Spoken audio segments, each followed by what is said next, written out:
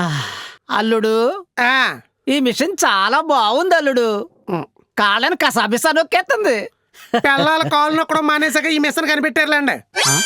అంటే మీరు ఇనీషియల్ స్టేజ్లో ఉన్న అతి తక్కువ మంది ఫైట్ మాస్టర్స్లో మీరు ఒకళ్ళు కదా. సో అప్పటి నుంచి ఇప్పటిదాకా ఫైట్ మాస్టర్ కెరీర్లు కానీ లేదంటే స్టంట్ మ్యాన్ కెరీర్లు కానీ కొంచెం ఏమైనా సేఫ్టీ పెరిగిందా సార్ ఇప్పుడు? సేఫ్టీ ఆ. కొంచెం సేఫ్టీ ఉంది, కొంచెం సీజీ వర్క్ హ్యాడ్ అవుతుంది ఓకే. రిషి స్టార్ట్లో నుంచి అట్లా వర్క్ హ్యాడ్.